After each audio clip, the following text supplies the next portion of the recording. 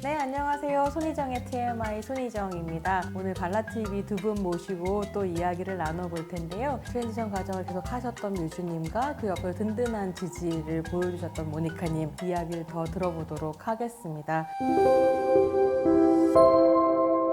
콘텐츠가 처음에 호르몬 한 달 차 뭐 이렇게 쭉 올리시는 과정부터 제가 보기는 했었는데 이 과정을 공유하는 건 또 좀 다른 일이었을 것 같아요. 이건 훨씬 더 내밀한 이야기가 아닌가라는 생각도 들더라고요. 그래서 어떻게 이 과정을 공유하겠다라고 생각하셨는지 그 이야기 궁금합니다. 제가 트랜지션을 시작하면서 가장 어려웠던 게 정보를 얻는 거였어요.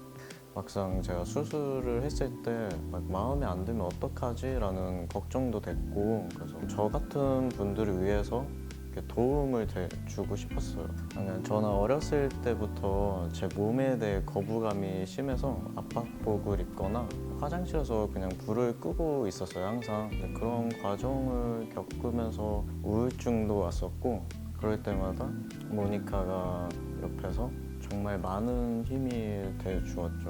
뮤즈가 트랜지션을 해야겠다고 생각이 들 수밖에 없었던 거예요. 이 사람은 자기 몸에 대한 거부감이 있으니까 연애할 때 뭐 옛날에 어떻게 살았어? 이렇게 하다 보면 나 학교 다닐 때는 돈이 없으니까 압박붕대를 사서 이렇게 두르고 다녔다 뭐 이런 얘기를 듣고 나 이거 하고 싶어. 근데 지금이 때인 것 같아 라고 했을 때 그래 그러면 뭐 일 그만둬야겠네 정도 얘기하고 그냥 제 옆에서는 행복하게 해주고 싶은 거예요. 또 다른 나니까 행복해야죠. 또 다른 나니까라니 심쿵하고 모니카님과 연애를 하면서 나는 트랜스젠더구나 라고 더 확신하게 되고 내가 나의 삶을 찾아갈 수 있다 라고 느꼈다고 말씀하신 걸 들었었어요. 어떤 파트너를 만난다는 게 그렇게 나에게 큰 영향을 미칠 수 있는 건지. 처음에 트랜스젠더라고 얘기를 했을 때 저는 트랜스젠더가 뭔지 잘 몰랐어요.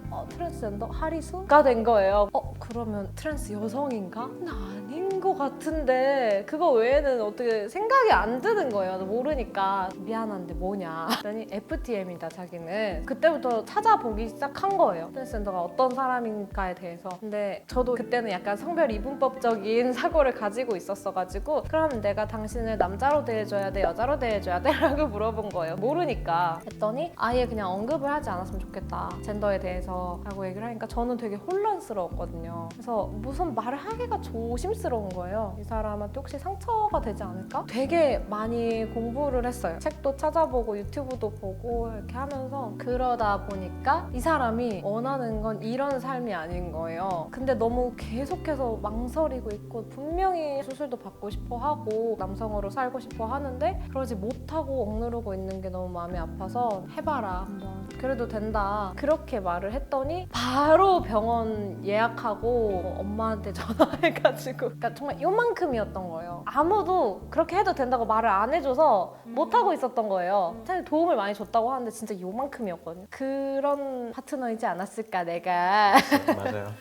저는 제가 그래도 되는지 몰랐어요. 내가 그냥 남들과 다른 존재인 것 같고 항상 그렇게 느꼈었는데 아무도 저한테 그래도 된다고 말을 해준 적이 한 번도 없어요. 근데 그렇게 딱 말을 해주니까 내가 그래도 되는구나. 그래서 그때부터 결정하게 됐죠.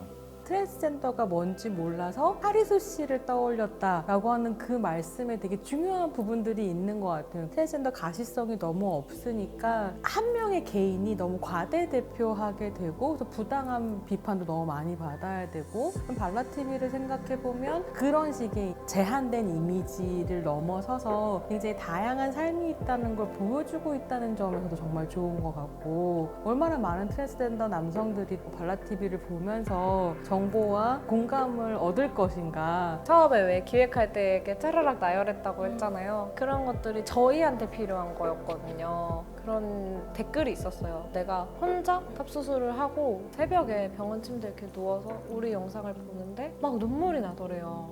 내가 혼자가 아니구나라는 게 느껴져서 그런 거를 보면서 사실 뮤즈도 위로를 받는 거죠. 우리한테 필요한 콘텐츠다. 저 어디 인터뷰 하신 걸 보니까 10대 퀴어들을 위해서 나는 이런 인터뷰를 한다라고 얘기하신 부분이 굉장히 인상적이었거든요. 제가 가장 힘들었던 시기가 청소년기였어요. 그때 그러니까 내 존재가 남들이랑 다르니까 이 사회에서 안전하게 살 수 있을까라는 생각도 들고 그거를 제가 받아들이기까지 너무 어려운 거예요. 그래서 지금의 10대 청소년 트랜스젠더 분들은 저처럼 힘들지 않았으면 좋겠는 거예요. 그 친구들을 위해서 너는 아무 잘못 없다고 위로하는 거, 그리고 이 세상에는 너 혼자가 아니라고 보여주는 거, 그리고 트랜스젠더에 대한 차별에 저항하는 거, 그런 거를 제가 할 수 있는 만큼 하고 있다고 생각해요.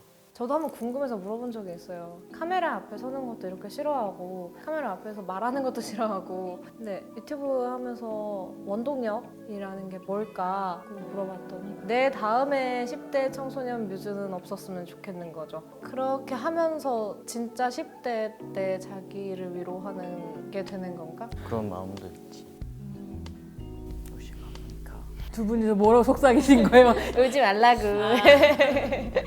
저한테 사실 2020년은 한국 사회의 트랜스젠더 담론이 폭발하는 어떤 시기처럼 느껴지기도 하거든요. 그러니까 변희수 하사님 커밍아웃에도 한국 사회가 굉장히 많은 빚을 지고 있다는 생각이 좀 들고 트랜스젠더 A 학생이 숙대에 합격했다가 입학하지 않기로 결정했었던 그 사건에서도 당연히 없어야 되는 사건이지만 그 일을 계기로 더 많은 사람들이 이제 트랜스젠더에 대해서 이야기하는 이런 변화가 좀 생기고 있는 것 같기도 하거든요. 근데 두 분은 이 2020년을 어떻게 경험하고 계신지 어떠셨는지 좀 궁금해요. 솔직히 처음에는 되게 무력감이 느껴졌어요. 우리가 좋은 세상을 만들어 보자고 유튜브를 하고 있고 그리고 그만큼의 에너지가 있는데 근데 또 어딘가에서는 그런 사건들이 계속해서 일어나고 있었던 거잖아요. 음지에 있던 트랜스젠더 인권 문제가 수면 위로 올라온 것 뿐이지 별로 특별할 건 없는 사건이었다라고 생각을 했어요. 왜냐면 이 사회는 지금 트랜스젠더에게 이미 너무나 차별적이고 폭력적인데 늘 그런 것들은 지워져 왔잖아요. 제가 숙대 다니는 친구가 있어서 이번에 그 입학 폭기 사건에 대해서 왜 그렇게 반대를 하느냐 했더니 여대잖아요. 재학생들한테는 굉장히 안전한 공간인 거예요. 하지만 그동안 이제 뭐 여장 남자라든지 시스 남성이 침입해서 안 좋은 일이 생길 수도 있었던 그런 경험들이 몇 차례 있었다 보니까 트랜스젠더 학부의 입학을 불안해했다고 하더라고요. 근데 저는 더 이해가 안 되는 거죠. 트랜스 여성은 그냥 여성인데 왜 그거에 대해서 불안해할까? 그것은 여성으로 보지 않았기 때문이 아닐까? 그러니까 트랜스젠더가 뭔지 정말 모르는구나 라는 생각도 들었고 그리고 생각해보면 학교 내에서도 일하는 시스 남성들이 있단 말이죠. 근데 그 사람들은 괜찮고 트랜스젠더는 범죄를 저지를까 봐 불안한가? 이거는 굉장히 문제가 있다라는 생각을 했고 사실은 그때 얘기를 하면서 트랜스 여성이 가시화가 되면서 한쪽에서 트랜스 여성은 여성인권을 후퇴시키는 존재다라고 이제 주장하는 거가 있었는데 저는 근데 왜 그 분노가 트랜스젠더를 향하고 있는가가 정말 의아하고요. 사실 다양한 여성상을 존중받지 못하고 젠더 때문에 차별받고 생존을 위협받는 건 트랜스젠더도 마찬가지거든요. 이번에 이 두 사건만 봐도 트랜스젠더라서 강제 전역을 당해서 직업을 잃었잖아요. 그리고 트랜스젠더라서 정당하게 합격한 대학에 입학을 포기해야 됐잖아요. 그것만 봐도 트랜스젠더가 특권을 누리고 있는 것이 아니라 그들도 똑같은 피해자다라는 건데 트랜스 여성 중에서도 치마를 좋아하는 사람이 있는가 하면 그렇지 않은 사람도 있잖아요. 남성이라 하는 사람이 있는가 하면 그렇지 않은 사람이 있고 그냥 젠더라는 것은 개인이 가진 수많은 정체성 중에 하나일 뿐인데 그게 너무 마음이 아팠던 거죠. 잘못된 것은 트랜스젠더의 존재가 아니라 사회 구조라는 것을 좀 똑바로 보셨으면 좋겠다고 생각을 했습니다. 한번 트위터에서 굉장히 심한 트랜스젠더 혐오 사이버불링 사건이 있었는데 피해자는 트랜스 여성이었어요. 그러면서 그 트위터 내에 막 트랜스젠더에 대한 뭐 설전이 있었는데 어떤 분이 저희 채널 영상을 공유를 하셨더라고요. 봐라, 트랜스 남성도 있다. 그럼 맨날 트랜스 여성한테는 뭐라 하지 말고 트랜스 남성도 좀 봐라 라고 올렸는데 전혀 저희 채널에는 타격이 없고 계속해서 그 트랜스 여성분만 괴롭힌 거죠. 되게 여러 가지 이유들이 있을 거라고 생각하지만 한편으로는 사회적으로 여성성이라고 이야기되는 젠더를 수행하는 사람에 대한 공격은 사실은 여성 혐오하고도 맞닿아 있고 그래서 트랜스 남성은 더 비과시화되기도 하고 성별정정 문제가 아니면 이렇게 트랜스성 가정을 좀 더 여유를 가지고 생각할 수 있을 텐데 이런 얘기 하셨더라고요. 그 성별정정이라는 문제는 또 왜 그렇게 그렇게 중요한지. 일단 이거는 근데 진짜 생존의 문제이기도 해요. 면접을 볼 때도 이력서에 적힌 이제 성별과 보이는 게 다르면 왜 다르냐. 트랜스젠더라고 말을 해도 문제고 안 해도 문제고 인 상황이 생기는 거죠. 그리고 그것뿐만 아니라 트랜스젠더들이 가장 두려워하는 게 병원이에요. 그냥 우리는 1년에 한 번씩 건강검진 받잖아요. 건강검진을 받을 때 항상 여자 탈의실에 들어가야 되고 화장실도 여자 화장실에 가야 되고 근데 그게 굉장히 불편하죠. 그리고 그 안에 들어갔을 때 여기 여자 화장실인데요? 라고 하는 거 그런 것도 이제 문제가 되고 일상생활이 그냥 이렇게 흘러갈 수 있는 것들인데 계속해서 누가 나를 방해하는 것 같고 폭력에 노출될 수도 있고 면접에서도 그것 때문에 이미 차별을 받고 있는 거죠. 근데 나는 내가 원하는 대로 살려면 수술비도 모아야 되고 수술하는 동안 일을 쉬어야 되니까 생활비도 벌어야 되고 호르몬을 주기적으로 맞아야 되니까 그것도 내가 부담을 해야 되는데 그러려면 일을 해야 되는데 일을 하는 것도 일을 구하는 것도 쉽지가 않은 거죠.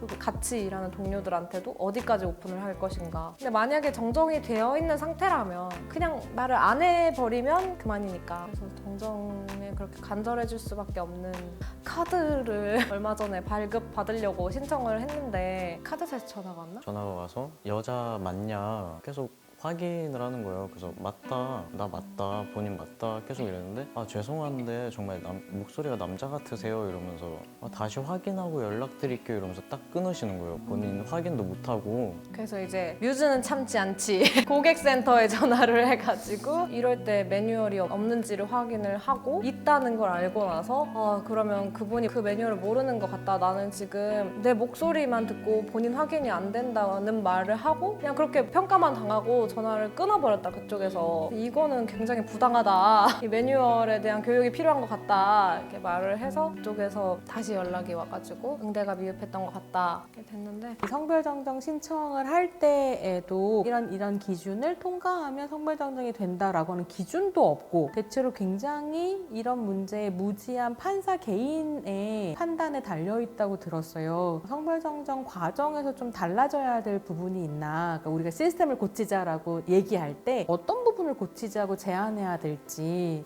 이건 제가 아직 한 번도 안 했었던 얘기인데 제가 성별 정정 신청을 한 적이 있어요. 그래서 신문기일에 판사가 들어오자마자 제 서를 이렇게 훑어보시더니 왜 성기수술을 하지 않았냐 이렇게 물어보더라고요. 그래서 이전에 왔었던 다른 트랜스 남성은 했었다면서 거기 뭐 커뮤니티 같은 거 있지 않냐 거기 한번 물어봐라 어느 비뇨기과에서 해준다더라 이러면서 아니 무슨 바지 하나 고르듯이 쉽게 말을 하는 거예요 저한테. 그렇게 하면서 기각을 당했죠. 그러면서 이게 이런 신문을 경험한 트랜스젠더들 얘기를 들어보면 수술비 얼마냐 근데 왜 물어보시냐 그냥 궁금해서 물어봤다. 너 오늘 누구 같이 왔냐 뭐 여자친구 같이 왔다 하면 들어와라 하고는 트랜스젠더인 거 알아요? 알면서 만나는 거예요? 왜 좋아요? 이렇게 물어본다거나 정말 모욕적인데 그렇게 해도 정정이라는 결과가 필요하기 때문에 그 당시에는 그냥 아무 말도 할 수 없고 그 사람이 말하는 대로 듣고 있어야 된다는 게 사실 굉장히 괴롭죠. 한국에는 성별 정정에 대한 법률이 없어요. 지금 어떤 기준이 되는 거는 매뉴얼인 거예요. 법적 효력이 없는. 그래서 결국에는 정정 결과가 판사 개인의 재량에 달린 셈인 거예요. 어떤 사람은 법원에서 요구하는 서류들, 심지어 수술들 다 해가도 뭐 안 될 것 같아 이러고 기각 당하는 사람이 있는가 하면 호르몬 주사만 하더라도 일단 처방을 해주는 병원도 드문데 거기다가 안전하게 받을 수 있는 병원이 드문 게 아무래도 몸에 약물을 투여하다 보니까 주기적으로 받아야 되는 검사들이 있단 말이에요. 그런 거를 설명도 해주지 않고 당연히 검사도 해주지 않고 부작용에 대한 설명 같은 거를 생략하는 곳도 많다고 하더라고요. 한 번은 부산 친구를 만난 적이 있는데 도대체 호르몬을 어디서 맞는지 몰라서 비뇨기과에 가서 호르몬 주사를 맞는데요. 그러면 검사했을 때 호르몬 수치 괜찮았냐 이렇게 물어봤더니 검사를 해야 된다는 것 자체를 모르는 거죠. 저희는 그나마 서울에 있고 그나마 잘 되어 있는 병원이 있기 때문에 거기를 갈 수 있지만 그 친구는 정보도 없고 안전하게 처방을 해주는 병원이 있는지도 모르겠고 너무 멀고 그러니까 사실 의료 접근성이 굉장히 떨어지는 거고 요즘 저희가 탑수술했던 그 원장님께 들었는데 원래 그분이 미국에서 교육을 받으셨어요. 성소수자 진료에 대한 과목을 공부를 하신 거예요. 한국에 들어왔는데 해주는 병원이 너무 없는 거죠. 일단 한국에서는 진료뿐만 아니라 트랜스젠더 진료에 대한 교육 과정이 없다. 다양한 존재에 대한